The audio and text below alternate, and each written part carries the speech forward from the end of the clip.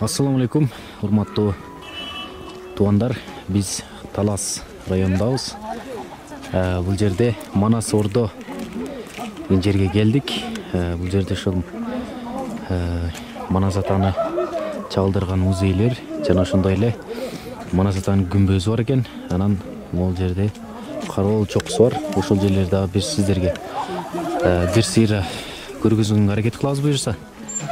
Биз менен болуңуздар. Кудай буйрса, бүт баарын көргөзүп чыгабыз. Азыр достор, биз бул жакта Манас эпосунун музейи деген жерге келдик. Бул жерде ичин тартууга уруксат жок экен тилекке каршы. Азыр биз көрүп, анан сыртка чыкканда айтып беребиз, Анда биз кирип чыгалы.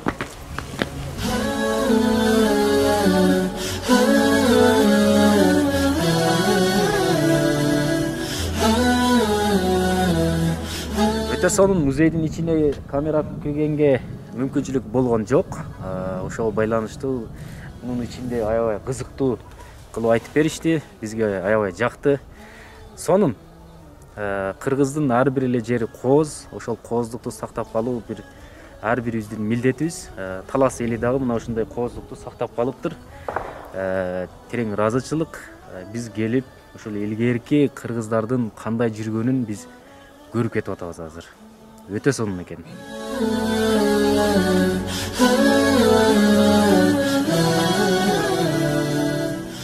Биздин зыяратыбыз ушинтип бул дөңсөөгө келди.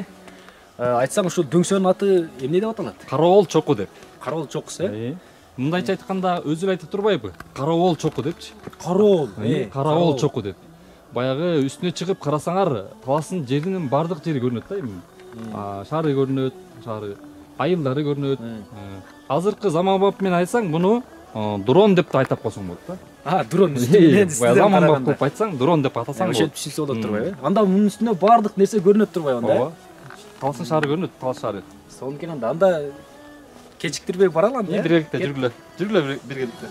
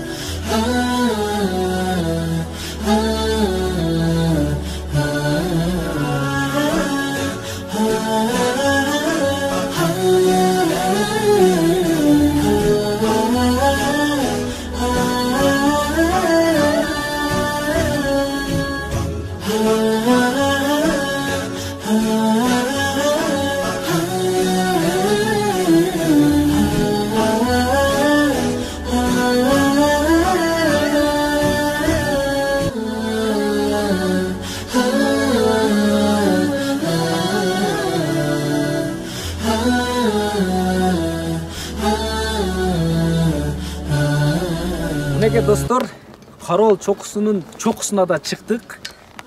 Бул жакта баягы досубуз айткандай, бул жер кадимгидей баягы айлана чөйрөнү карай турган, көрө турган, мындайча айтканда бардык Талас көрүнө турган жер ушул жер экен. Жана дрон дедиңер, ошол убактагы бүгүнкү тил менен айтканда дрон экен да. Бул жерде бүт таластыктарды же болбосо баягы илгери душман келгенде кандай болот, кайсыл жактан келип атат, ким эмне кылып атат, бүт баары көрүнөт экен. Бул жактагы тарып койсоңор болот, өтө сонун көрүнөт экен.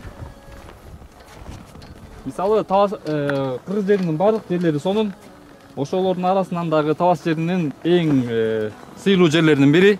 Мындан кийин дагы кийинки эгерде видеолорду же болбосо кийинки жакшы жерлерди күтөбүз десеңиз, ошол комменттерге жазып койуңуздар. Ошолор жерге барып сиздерге чоң маалыматтарды берип койгонго даярбыз. Бул жак атай ушул биздин досубуз көргөзүп жүрөт.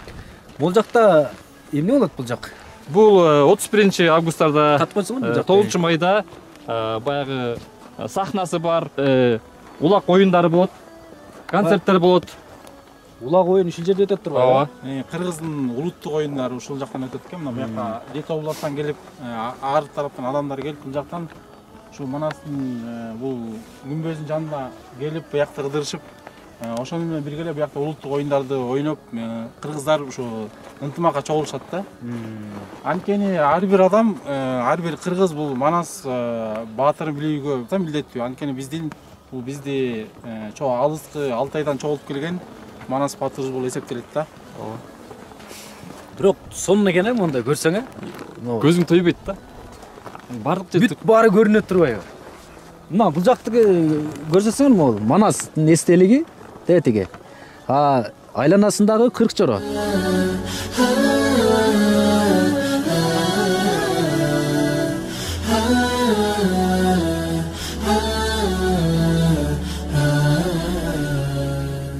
Могу болсо музей. Бул жакта ылдыйдагы.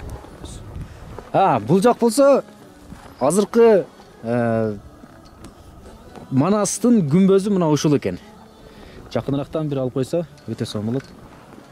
Кыскасы баары жок нерсе көрүнөт экен бул жактан.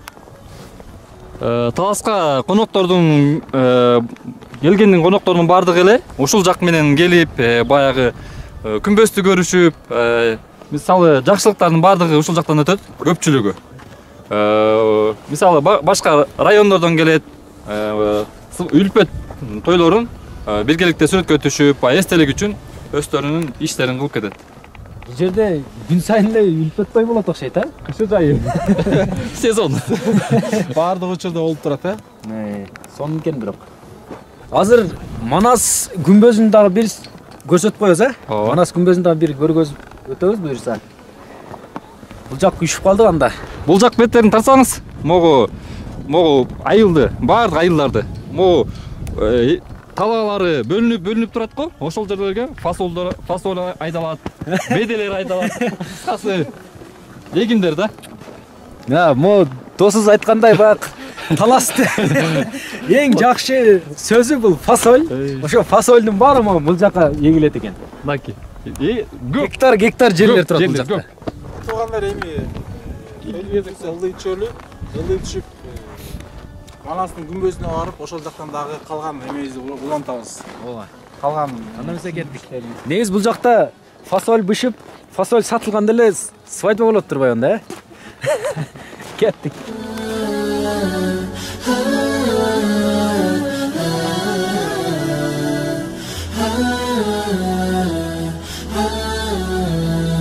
Неге достор, биз Манас күмбөзүнө келип калдык. Мына бул жакты көрсөтсөңөр.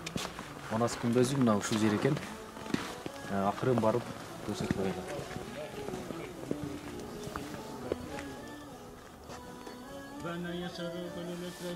Азыр бул жакта Кур'ан окуп дуа кылышып атат. Ошого бир аз бузак тартып туралы. Бул кароо жок болуп калды ошондо.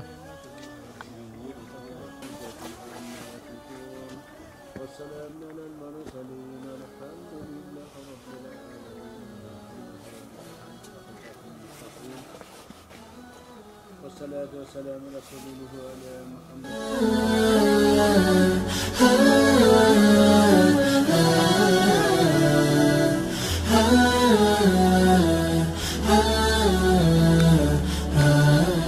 Азыркы учурда биз жигиттер эмеге Манастын 40 чоросунун жанына кетип жаткан учурубуз. Жакташым Манастын 40 чоросун көрүп атат.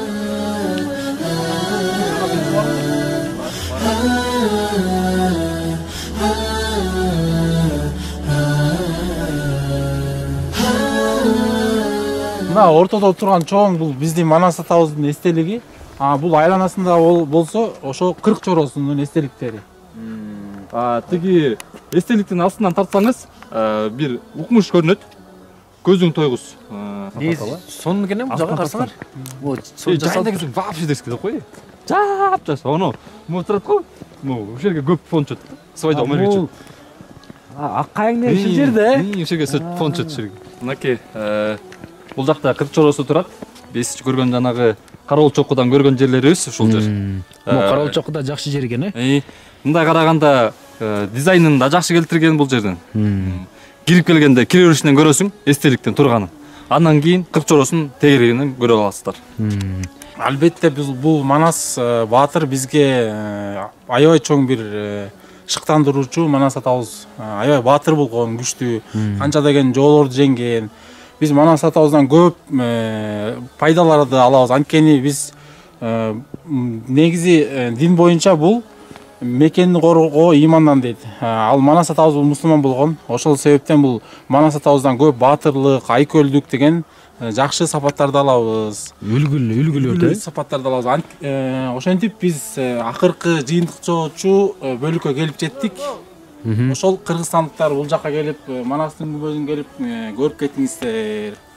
Биз бул жерде эч кандай даярдыксыз эле келип, сиздерге бир аз маалымат бергенге аракет кылдык, бирок дагы да даярданып келип айтсак, мындан да сонун болот эле. Просто кур кетире албадык да. Жакшы көрүндү, аябай. Мына ушул бөлүштүк. Кооздукту чын сиздер менен бөлүшкүбүз келди. Ошол үчүн качествосы да жакшы болбосо дагы биз чыгарганга аракет кылабыз. Буюрса, мына бир сыйра тартып коем бул жакта. Өтө сонун экен.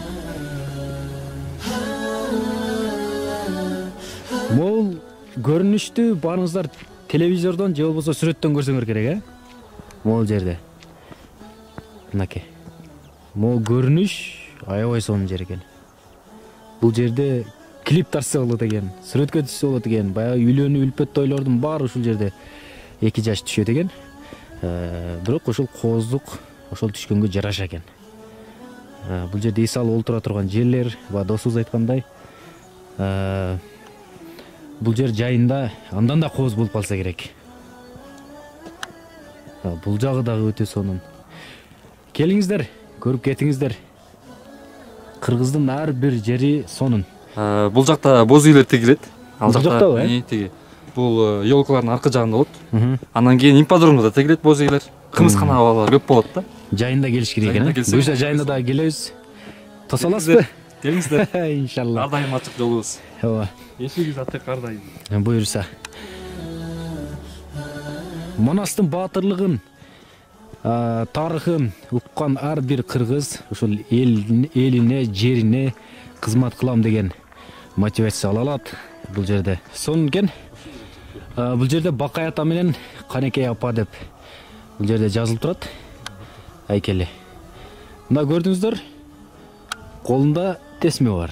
Демек, субханалла, субханалла деп эмне кылып атат, зикир кылып атат. Башында сонун шапкасы, топусу.